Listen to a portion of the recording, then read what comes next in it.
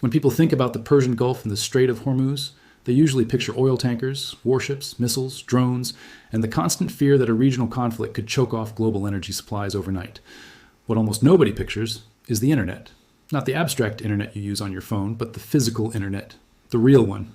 The one made of glass fibers wrapped in protective layers, lying silently across the seabed. The one carrying market data, bank transfers, cloud traffic, voice calls, military coordination, container logistics, and the digital heartbeat of international commerce. Because beneath some of the most politically tense waters on Earth runs another kind of choke point, a communications choke point. And once you understand that, the entire map of global vulnerability starts to look different. The modern financial system feels intangible. Numbers move across screens, markets open and close in London, New York, Dubai, Mumbai, Singapore, and Hong Kong. Currency trades execute in milliseconds. Commodity contracts are priced in real time. Shipping companies reroute cargo based on live tracking. Energy traders react instantly to headlines, weather, sanctions, and military strikes. That whole system seems weightless, but it isn't. It depends on cables. Thousands of miles of submarine fiber optic cables carry roughly the overwhelming majority of intercontinental internet and data traffic.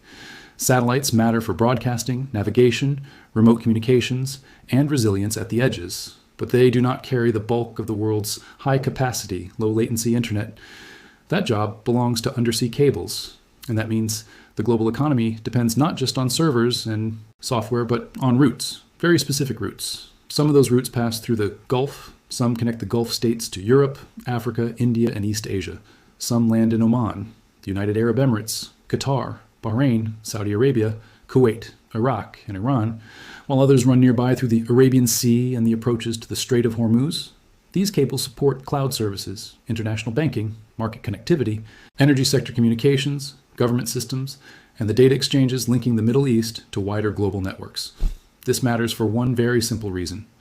The Gulf is not just an energy corridor anymore. It is a data corridor. And data corridors now influence markets almost as much as oil corridors do. Think about what happens in a major financial center in a single second. Banks clear transactions. Trading firms receive pricing feeds. Exchanges update order books. Energy companies receive logistics and production data. Shipping platforms update routes. Airlines coordinate operations. Payment processors confirm purchases. Multinational corporations move information between offices, warehouses, ports, and cloud systems in different countries. That is not happening over some vague digital mist. It is happening because a fiber optic pulse can cross the seabed and reach another continent with extraordinary speed. This is especially important for latency-sensitive activity. High-frequency trading, algorithmic execution, derivatives pricing, currency arbitrage, and certain cross-border risk management systems all care deeply about transmission time. A delay of milliseconds may sound trivial to an ordinary person. To some firms, it is a competitive variable. Not every global trade runs through the Gulf, and not every financial connection depends on a single Gulf cable. That would be an exaggeration. But the larger truth is still striking. The world economy is connected by a mesh of physical routes, and some of those routes pass through shallow, crowded, politically contested waters, where ships, anchors, dredging, fishing activity, accidents, and military tensions can all create risk. That is why the phrase secret submarine cables sounds dramatic, but the reality is more interesting than the headline. They are not secret in the sense that nobody knows they exist. Cable routes, landing stations, and consortium projects are documented. Governments, telecom operators, intelligence services, navies, and industry specialists know they're there. What is secret, or at least invisible to most people, is how much depends on them. And the Persian Gulf is a uniquely difficult place for that dependency. It is shallow in many areas. It is crowded. It handles intense commercial shipping. It sits beside rival states with a history of confrontation. It contains critical energy infrastructure, naval facilities, and strategic ports. And at its narrow mouth lies the Strait of Hormuz, one of the most important choke points in the global system. Most public conversations about Hormuz focus on tankers. But imagine a more modern crisis. Not just oil at risk, data at risk, not just crude prices reacting to naval tensions, financial systems reacting to latency spikes, routing instability, packet loss, service outages, exchange delays, and broken connectivity between regions. This is where the story gets serious, because once you realize the Gulf is carrying both hydrocarbons and information, you begin to understand that a regional disruption could strike two global nervous systems at the same time. One made of energy, one made of data, and both are more fragile than they appear. The real question is not whether cables in or near the Gulf matter. They do. The real question is, what happens when a system built on speed and trust suddenly loses both? Let's strip away the dramatic language for a moment and look at how undersea cable disruption actually affects markets. Because the idea that a single cut would send the entire world into irreversible darkness is too simplistic. The real danger is more subtle and in some ways more credible. Modern networks are designed with redundancy. Traffic can often be rerouted across alternate cables, different landing stations, terrestrial links, or longer international paths. So one cut does not automatically mean total collapse. But redundancy is not the same as invulnerability. When a cable fails, traffic must move somewhere else. That rerouting can increase latency. It can create congestion. It can overload backup paths. It can reduce reliability. It can slow cloud services, delay transactions, disrupt voice and data communications, and degrade the quality of service across multiple sectors at once. In finance, that matters immediately. Markets are built on synchronized information. Price feeds, order confirmations, risk calculations, settlement systems, treasury operations, and market making all depend on connectivity. Even a modest disruption can alter execution quality, widen spreads, slow reconciliation, or force firms to switch into contingency modes. High-frequency trading is the most dramatic example because it is easiest to visualize. If one route between financial hubs becomes slower than another, latency-sensitive firms lose the precise timing they depend on. Signals arrive later, strategies must adjust. Some trading opportunities disappear, others become riskier. Algorithms may be throttled, paused, or rerouted. But the impact goes beyond HFT. Energy markets depend on real-time pricing and logistics. Foreign exchange markets depend on global communication between banks and platforms. Shipping markets depend on coordinated data. Insurance, commodities, aviation, banking, and cloud-dependent business operations all rely on stable international connectivity. If a serious cable disruption hits a strategically important region, the question is not just, can people still get online? The question is, how many systems begin operating worse at the same time? Now apply that to the Gulf. The Persian Gulf and surrounding region hosts some of the world's most important energy exporters, trading hubs, aviation routes, port systems, sovereign wealth funds, and financial centers. Dubai, Abu Dhabi, Doha, Riyadh, Manama, Kuwait City, and Muscat are not peripheral nodes anymore. They are deeply integrated into global trade and capital flows. That means a cable incident in or near these waters is not just a telecom story. It is a macroeconomic story, and cable failures do happen. Historically, undersea cables have been damaged by ship anchors, fishing activity, seabed movement, earthquakes, dredging, equipment failure, and accidental disturbances. In some past incidents in the broader Middle East and Mediterranean corridors, multiple cable faults created widespread internet slowdowns and major service disruptions across entire countries and regions. The industry understands this risk well. That is why cable consortia invest in route diversity, landing station resilience, repair arrangements, protected burial in some shallow zones, and network redundancy. But there is a complication. The Gulf is not just an engineering environment. It is a geopolitical environment. That means the consequences of disruption are amplified by uncertainty. If a cable fault happens during peacetime, the response is mostly technical. Locate the damage, reroute traffic, dispatch repair resources, coordinate access, and restore service. If a cable fault happens during a military crisis, everything changes. Was it an accident? Was it collateral damage? Was it sabotage? Was it a warning? Was it one cable or several? Can a repair ship operate safely? Will insurance cover it? Will governments disclose the truth? Will markets believe them? This is where cable vulnerability turns into a strategic weapon, even before anyone proves intent. Uncertainty itself becomes destabilizing. Imagine a tense standoff in the Strait of Hormuz. A tanker incident has already driven oil higher. Naval forces are on alert. Then major connectivity problems begin affecting Gulf financial, infrastructure, and traffic between regional hubs and international markets. Even if the outage is partial, the psychological effect could be huge. Traders would immediately start gaming worst-case scenarios. Is this localized? Is it spreading? Will exchanges stay stable? Will settlement windows be affected? Are energy companies losing communications with terminals and shipping operators? Are regional banks exposed? Could more cables be hit? The modern market does not wait for a forensic report. It reacts to ambiguity. That is why cable resilience has become part of financial resilience. A damaged cable is not just a technical fault beneath the water. It is a time-sensitive decision problem for every institution exposed to uncertainty. And the Gulf magnifies that problem because so many physical and digital systems overlap there. Energy exports, shipping lanes, port infrastructure, military patrols, data landing stations, regional financial centers. International cloud traffic, all compressed into one strategically crowded zone. That overlap is what makes the undersea cable story so important, not because one snapped line ends civilization, but because a cable disruption in a region like this can cascade through so many systems at once that the market impact becomes far larger than the physical damage alone would suggest. And once you understand that, the next question becomes unavoidable. If everyone knows these cables matter, how exposed are they really? Undersea cables sound remote and protected, but many of their most vulnerable stretches are actually the least dramatic ones. Not the deep ocean, the shallow water. That is especially relevant in the Persian Gulf and the Strait of Hormuz. In deep ocean sections, cables can lie far below the busiest human activity. They are not invulnerable, but accidental interference is less common. Closer to shore, in shallower and busier maritime environments, the risk goes up. Anchors drag, fishing gear scrapes. Construction and dredging alter the seabed. Dense shipping traffic increases the chance of interference, and in contested regions, military activity adds another layer of danger. The Gulf is exactly the kind of place where these risks compound. It is a region of shallow waters, heavy vessel movement, strategic infrastructure, and geopolitical friction. Cable operators know this, navies know this, telecom firms know this, governments know this. What the public often misses is that a cable does not need to be dramatically blown up to cause a major disruption. A stray anchor may be enough. A seabed disturbance may be enough. A navigational error may be enough. An accident during a tense regional moment may be enough to trigger a global overreaction. That is one of the most unsettling parts of the story.